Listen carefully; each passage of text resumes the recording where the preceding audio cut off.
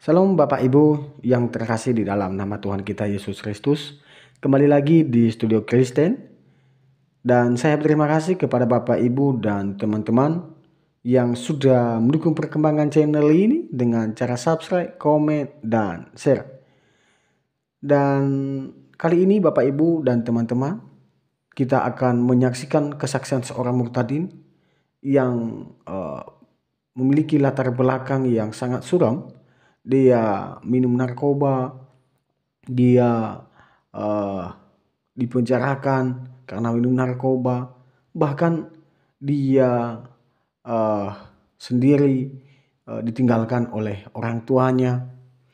Dan inilah yang membuat hidupnya sengsara, sehingga dia mencari jalan keluar supaya hidupnya selamat.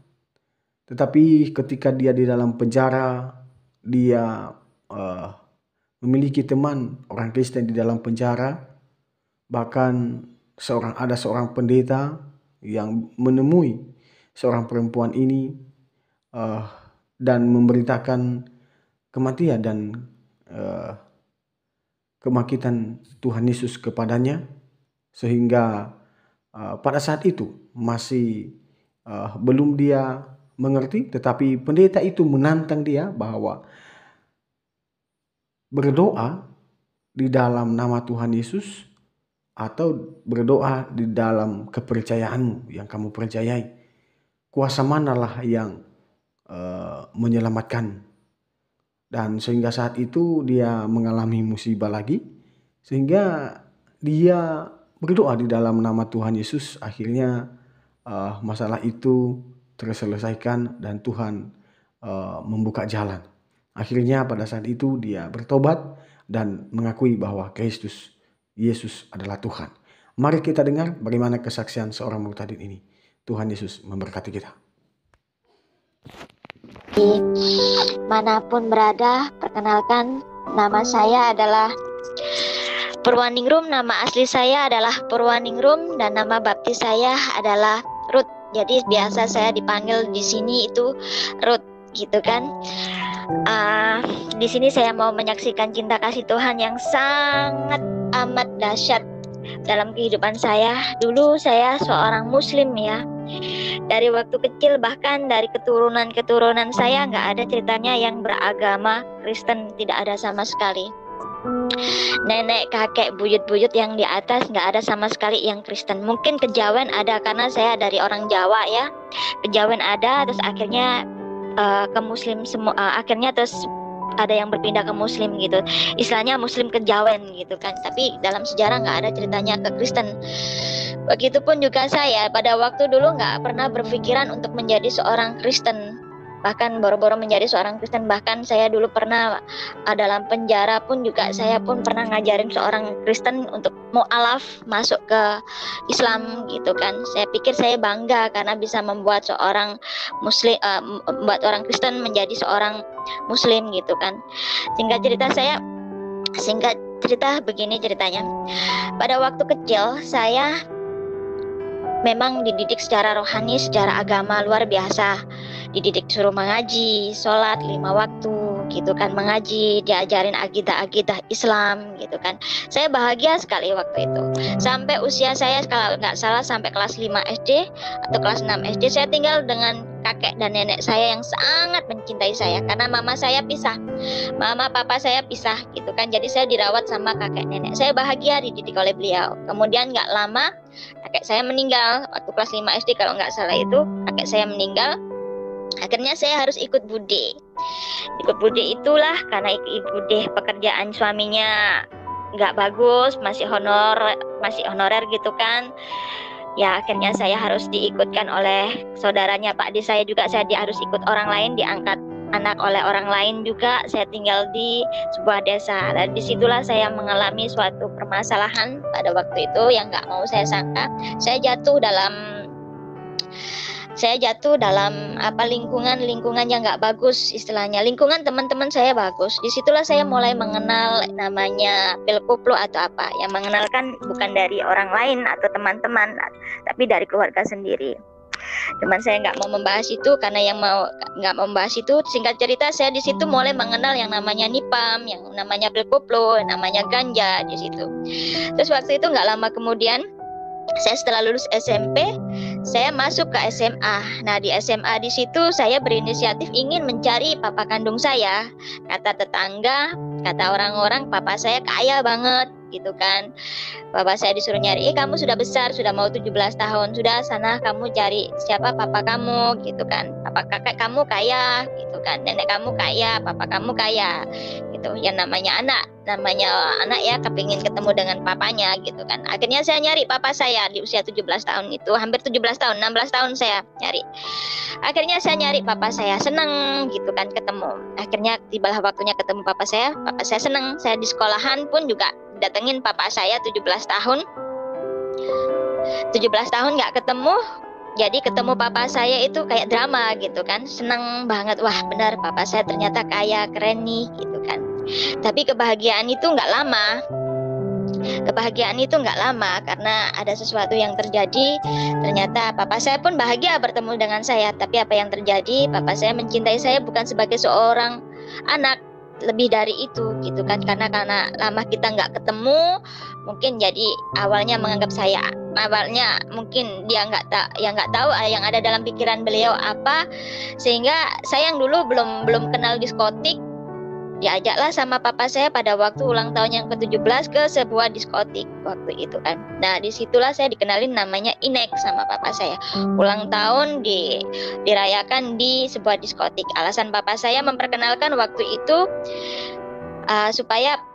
supaya kalau saya ke diskotik itu nggak canggung. Istilahnya papa saya memang sering ke dunia malam, ke klub, ke diskotik. Papa saya juga memperkenalkan teman-temannya. Alasannya papa kalau ke diskotik atau ke klub entertain klien-kliennya gitu kan. Supaya saya bisa mengerti bahwa diskotik bukan hanya untuk hiburan tetapi untuk kerja, media sarana bekerja papa untuk membangun relasi dengan teman-teman bisnisnya gitu kan. Dan waktu itu saya ngikutin, dan papa saya ngajak ke diskotik maksudnya baik waktu itu, supaya saya nggak diajak teman-teman dan ke diskotik itu biar saya tahu dunia luar nggak kaget, dan kalau ke diskotik hanya didampingin oleh papa gitu kan. Tapi apa kenyataannya yang terjadi di usia 17 tahun itu, memang saya awalnya senang, wow dunia diskotik kayak begini gitu kan. Awalnya saya senang, terus akhirnya nggak lama kemudian kita pulang dari diskotik, di situ papa saya pulang diajak tidur hotel sama papa. Nah, di situ hati saya patah, hancur. Saya pikir papa saya betul-betul tulus mengasihi saya sebagai seorang anak ya. Ternyata lain. Ternyata papa saya bilang bahwa beliau mencintai saya sebagai seorang laki-laki dan perempuan. Nah, disitulah hati saya hancur. Saya semalaman mengunci diri di sebuah kamar mandi. Akhirnya papa saya minta maaf, akhirnya saya keluar gitu kan. Tapi nggak sampai di situ juga, papa saya tetap berjuang. Terus akhirnya besoknya saya pulang dengan hati yang hancur, sudah nggak menghormati lagi beliau sebagai seorang anak. Nah, disitulah awal saya kejatuhan, mulai saya pecandu narkoba kan. Di situ saya akhirnya merasa patah hati. Akhirnya terus saya pulang ke rumah budi saya. Ke rumah budi saya, namanya budi saya ekonomi pas-pasan ya. Waktu itu saya ikut nenek ya, seorang pensiunan, ikut ekonomi pas-pasan juga waktu itu gitu kan. Akhirnya nenek sama bude nanyain, loh kamu kok nggak pulang ke rumah papamu gitu kan. Soalnya saya pun juga waktunya bayar sekolah gitu kan. Terus akhirnya saya pun ngomong, apa ini, saya kalau pulang saya takut dengan papa, saya kalau pulang papa saya akan begini begitu kan. Akhirnya saya nggak pulang, saya pergi. Disitulah saya pergi. Akhirnya saya pergi dengan teman, nggak tahu akhirnya saya kenal dengan om yang punya kafe. Akhirnya saya berpacaran dengan beliau. Nggak ngapa-ngapain sih, cuma dikasih uang. Nah, itu saya pulang dengan alasan ini uang dari papa, padahal enggak dari papa. Saya menutup-nutupin karena saya takut gitu kan, nggak mau ngomong apa adanya kalau papa saya begini karena takut ke keluarga saya kecewa seperti itu kan. Tapi lama kelamaan terus akhirnya saya pun sering keluar malam. Akhirnya saya ngaku pulang ke rumah papa. Saya nggak pulang ke rumah papa karena takut ya, karena kalau setiap kali ke rumah papa saya pulang, papa mesti pikirannya pasti ingin ganggu saya seperti itu gitu kan. Dan akhirnya saya nggak pulang itu, terus akhirnya saya memutuskan kabur dari rumah gitu kan. Dan di situ pun saya kenal seorang bandar narkoba juga. gitu kan, bandar narkoba, preman juga, bandar narkoba juga. Saya kabur, terus akhirnya di situ saya kabur, saya hamil kan. Saya kaburnya karena saya hamil, saya kabur sama bandar itu, sama preman itu. Akhirnya di hamil tua saya dijual gitu kan ke mucikari. Disitulah saya jatuh dalam dosa perzinaan, prostitusi gitu kan. Saya dijual oleh mucikari. Terus akhirnya ya uangnya dia yang terima, laki-laki preman itu yang terima gitu kan. Terus akhirnya jatuhlah saya di situ, bisa menikmati uang-uang seperti itu. Tapi namanya orang, saya kepingin sekali lepas dari kehidupan malam. Rasanya hati ini menangis pada waktu itu. Ya Tuhan, saya kok bekerja yang menikmati uang laki-laki, tapi saya mau, kalau saya pulang, saya juga nggak nyaman begitu loh. Kalau saya pulang saya nggak nyaman gitu kan. Tapi kalau saya bekerja begini rasanya nggak bisa, karena pun saya sudah terlanjur malu waktu itu kan. Terlanjur malu karena saya sudah mengandung dan sudah punya anak itu kan, di luar nikah gitu kan. Terus akhirnya saya tetap juga berjalan dengan laki-laki itu selama 3 tahun gitu kan. Selama 3 tahun saya kerja di nightclub, di karaoke. Saya yang kerja, yang megang uangnya laki-laki itu. Memang sekilas sayang banget, mulutnya manis gitu kan. Ya seorang pembimbing, tapi pembimbing yang dalam hal nggak benar gitu kan. Nah suatu saat pada waktu saya kerja di Bali, dia ngabisin uang saya gitu. Pulang-pulang loh kok harta habis, ternyata dia piara perempuan juga gitu. Saya yang kerja, dia habiskan untuk orang wanita itu juga. Nah di situ saya tetap kecanduan narkoba. Di situ saya berusaha mencari kebahagiaan ya. Kebahagiaan betul-betul saya ingin cari, tapi yang saya dapatkan hanya di dalam narkoba itu, sabu-sabu. Saya ketika mengisap sabu-sabu, saya merasakan damai sejahtera, istilahnya sukacita, tenang pikiran gitulah. Itulah sebabnya saya waktu itu menjadi pecandu narkoba. Karena apa? Karena saya merasakan damai, karena pahitnya hidup kan ya. Karena merasakan damai ketika saya ngisap narkoba, dan itu berjalan sampai 7 tahun. Sempat rasa hati pun juga kepingin berhenti gitu kan. Sempat hati ini ingin berhenti. Saya pakai sholat, pakai apa, kekuatan saya hanya berhenti untuk nggak pakai narkoba hanya 3 bulan saja. Habis itu pakai lagi gitu kan. Terus akhirnya pada suatu saat saya pisah dengan laki-laki itu. Akhirnya pun saya pun juga mulai kenal dengan bandar-bandar besar, dengan istilahnya menjual narkoba juga, ikut-ikut jual narkoba juga gitu kan. Semakin jatuh saya kenal preman-preman kelas tinggi juga gitu kan. Di situ saya kenal ya kalangan yang lebih mafia-mafia yang lebih tinggi gitu kan. Nah di situ saya semakin jatuh gitu kan.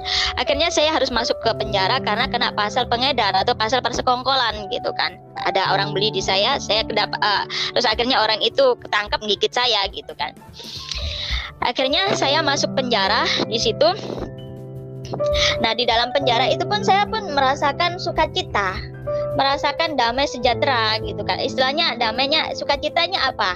Karena di dalam penjara pun saya masih bisa kerja jual perempuan, saya masih bisa kerja jual narkoba gitu kan. Uang itu terus ada gitu kan.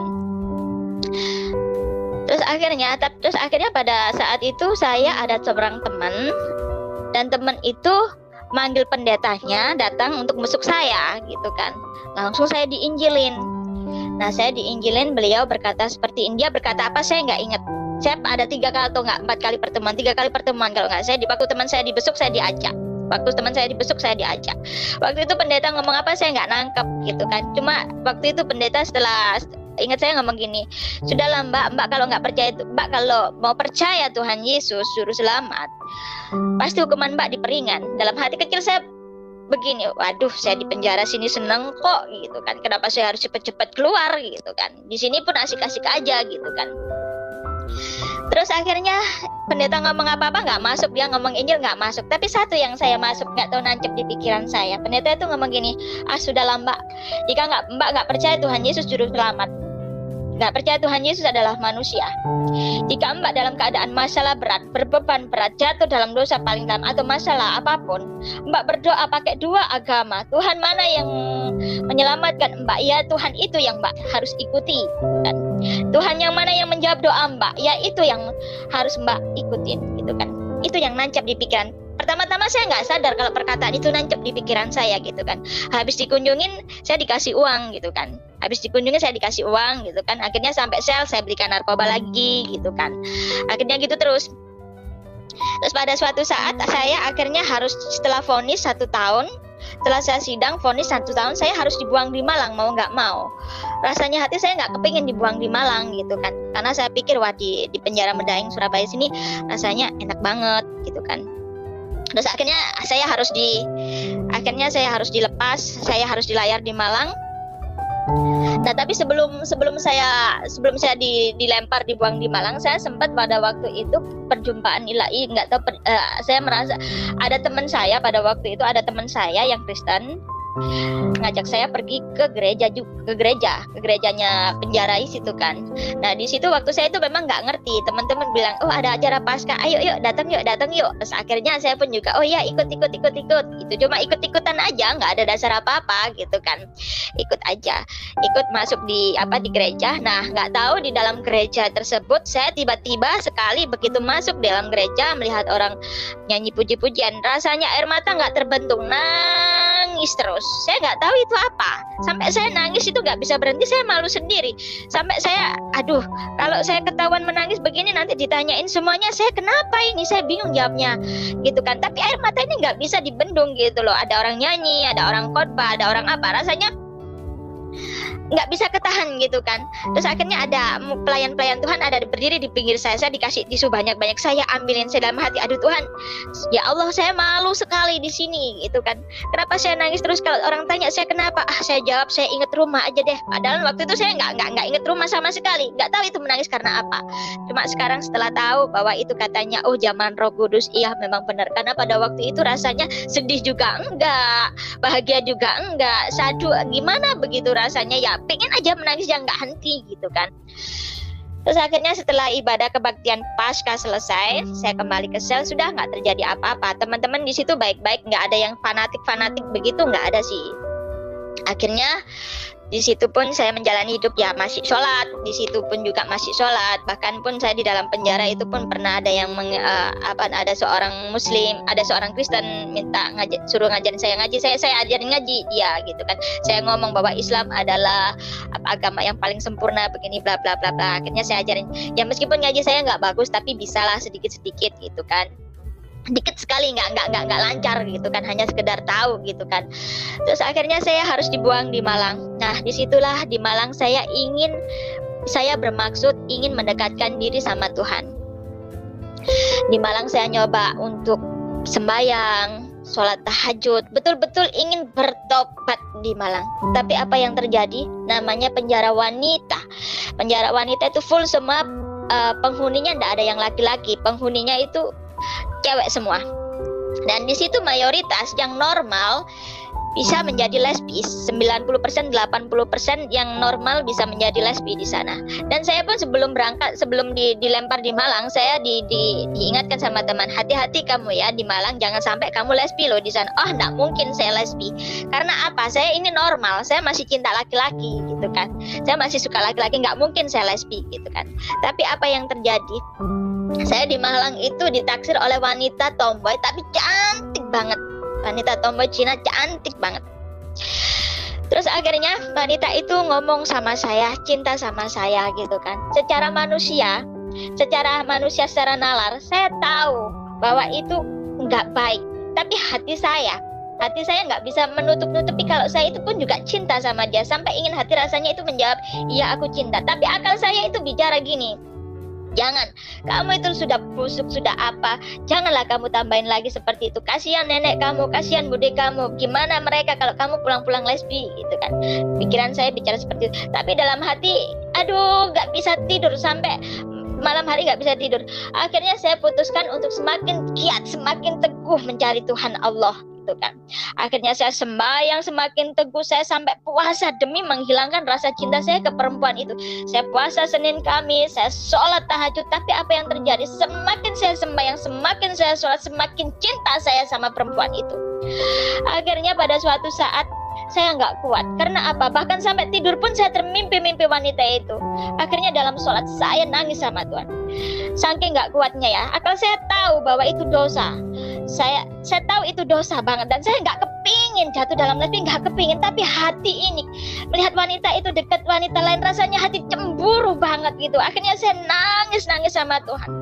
Saya berdoa sama Allah, ya Allah tolong saya, ya Allah. Nggak ada jawaban. Akhirnya saya tambah cinta sama wanita itu. Saya sholat tahajud nggak ada jawaban, saya tambah cinta sama. Akhirnya pada suatu saat saya pakai ruku, saya pakai mukna, saya ingat perkataan pendeta itu menancap di pikiran saya tiba-tiba. Saya ingat perkataan pendeta, kamu berdoa pakai nama dua Tuhan, Tuhan mana yang menjawab engkau, berarti Tuhan itulah yang kau sebut. Waktu itu saya langsung bilang begini, dalam melintas pikiran saya, ya Allah, ya Tuhan semesta alam. Saya nggak bilang ya Allah atau nggak apa, saya nggak mau menyebut Tuhan Yesus juga waktu itu kan, dalam pakai mukna ya. Saya menangis saking saya nggak kuatnya ingin membalas cinta wanita, saya nggak kuatnya menahan cinta saya ke wanita itu. Saya menangis sama Tuhan, saya berseru sama Tuhan, ya Tuhan pencipta alam semesta, tolong aku, selamatkan aku dari dosa ini ya Tuhan. Siapapun itu Tuhan, siapapun itu, tolong aku, selamatkan aku dari saat ini, selamatkan aku dari dosa ini. Sambil nangis begitu kan. Akhirnya mungkin saya nggak sadar suara saya itu mungkin keras, sehingga teman saya yang ada jarak 1, 2, 3 bed dengar perkataan saya, doa saya waktu menangis.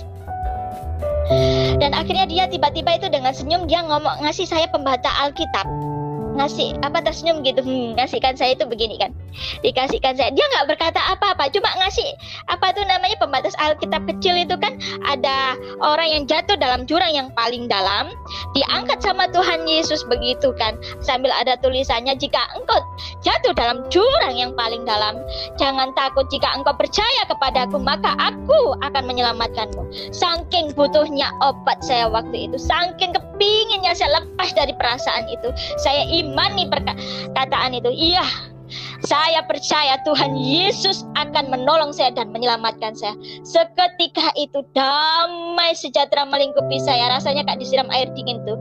Dingin rasanya, damai, sukacita melingkupi saya. Dan malam hari itu saya tidur nyenyak, gak mikir wanita itu lagi. Itu mukjizat pertama yang dilakukan Tuhan Yesus kepada saya, yaitu saya dilepaskan dari dosa lesbi. Hampir-hampir saja saya jatuh dalam dosa lesbi, Tuhan Yesus yang menolong saya. Yang saya semula di situ berpikir, wah di penjara Malang memang semuanya bersih ya, sampai ngerokok pun kita nggak bisa gitu kan, betul-betul bersih. Saya mikir, wah di sini tempatnya saya harus bertobat, betul-betul sholat tekun apa begitu. Tapi ternyata saya dengan sholat, tapi dengan mencari Tuhan Allah, saya malah menjadi jatuh dalam dosa yang lain, yang lebih parah dari sebelumnya, yaitu mencintai wanita itu kan. Itu mukjizat pertama yang Tuhan berikan pada saya. Baiklah Bapak Ibu dan teman-teman yang dikasihi oleh Tuhan, kita sudah menyaksikan bersama bagaimana kesaksian seorang murtadin ini. Dia mengalami mukjizat dan perjumpaan dengan Tuhan Yesus secara pribadi.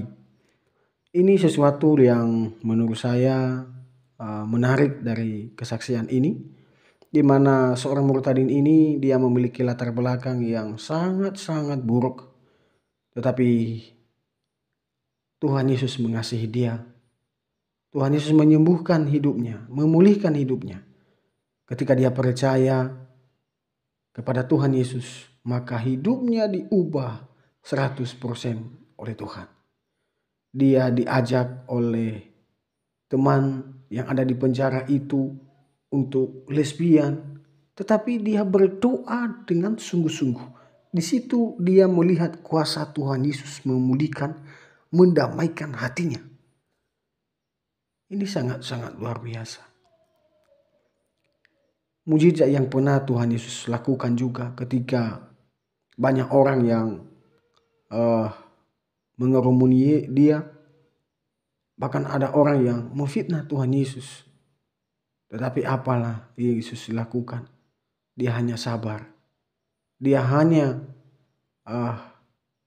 menyampaikan bahwa, ya Bapa, ampunilah mereka, sebab mereka tidak tahu apa yang mereka perbuat.